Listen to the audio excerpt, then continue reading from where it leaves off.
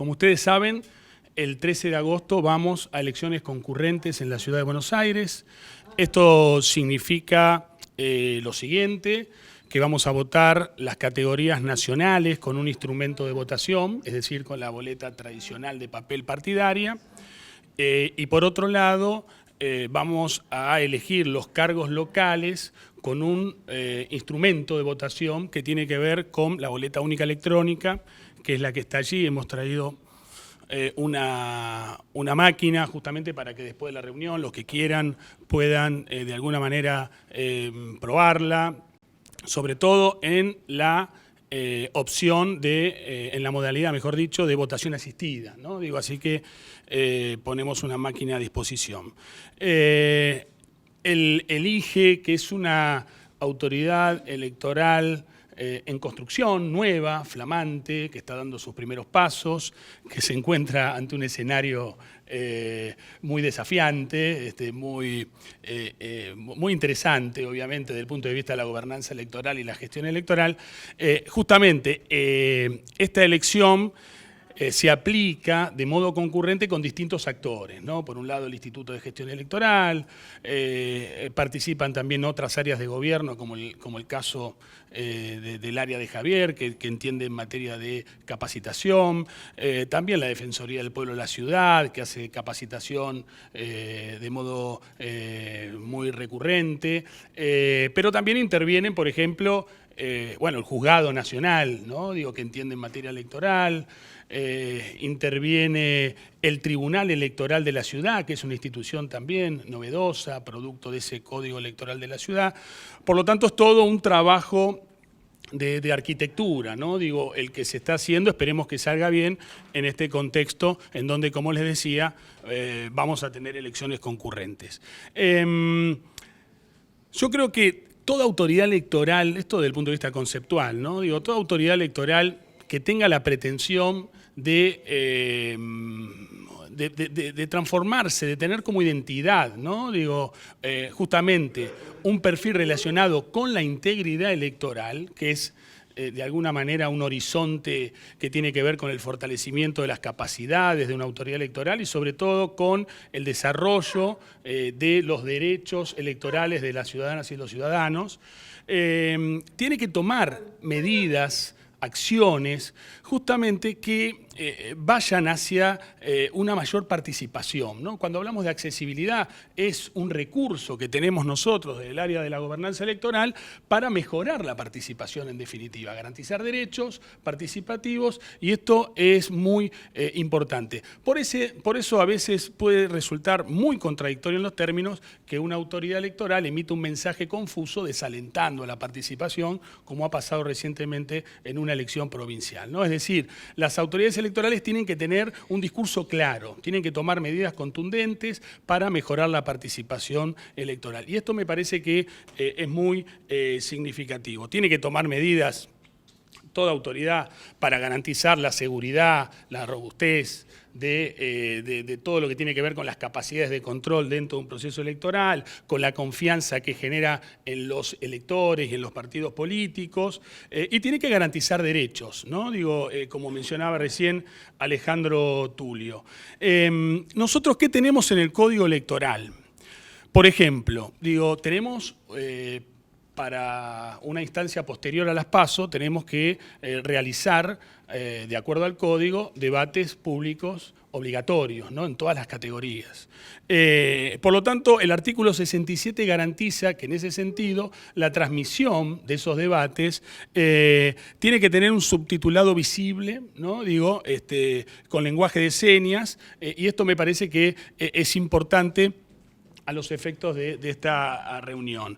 Por ejemplo, otro artículo importante, el artículo 114, justamente plantea que todas las campañas de capacitación deben contar con una modalidad que haga eje en cuestiones de accesibilidad, ¿no? Y esto lo estamos haciendo, es decir, desde hoy hay 161 puntos en toda la ciudad de Buenos Aires, de 10 de la mañana a 5 de la tarde, con todas esas máquinas de votación, capacitando en la concurrencia y en la posibilidad de también capacitarse en esta modalidad de voto asistido.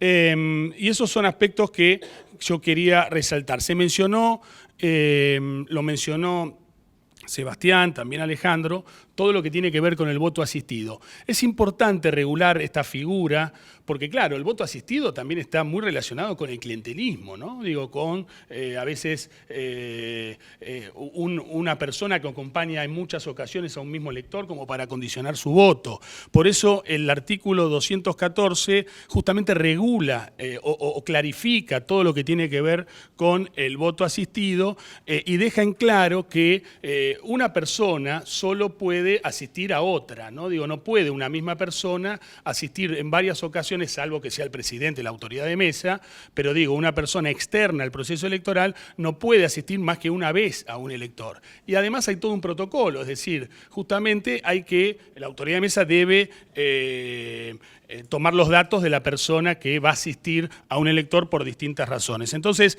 me parece importante también que un artículo del Código Electoral deje en claro este tema para que no haya lagunas ni ningún tipo de problemas. Obviamente el artículo 178 justamente también habla de los establecimientos de votación, de la necesidad de que estos sean accesibles. Acá trabajamos en convergencia, al ser una elección concurrente, como les mencionaba, con todo el trabajo que hace el Juzgado Nacional en ese sentido, ¿no? Digo, en todo lo que tiene que ver con verificar que los centros de votación sean accesibles y no tengan inconvenientes.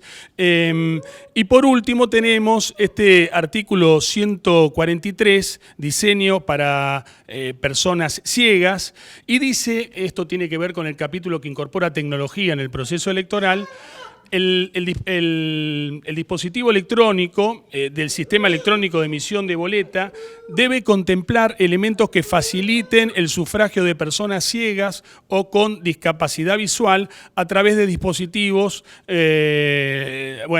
táctiles diseñados o adaptados a tal efecto. Bueno, justamente este sistema, por un lado, tiene la posibilidad que le brinda a la capacidad, a la persona que no tiene visión directamente y por lo tanto hay un dispositivo de audio que le va diciendo cuál es toda la oferta electoral para que esta persona después pueda elegir sin ningún tipo de inconveniente o restricción, y además hay una modalidad de alto contraste para las personas que tienen, en este caso, algún problema, ¿no? en la visión. Me parece que estos son elementos importantes que fortalecen todo lo que tiene que ver con nuestro sistema electoral, con la autonomía de la ciudad.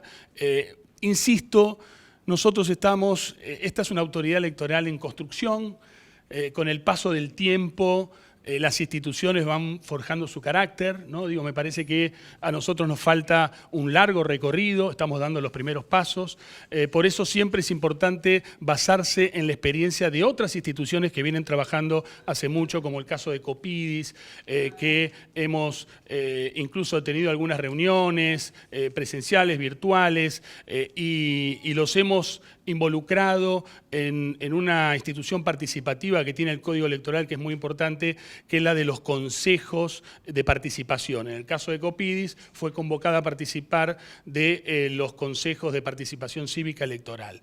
Yo creo que entre las cosas que faltan tiene que ver justamente con otro capítulo del Código, que es la observación electoral.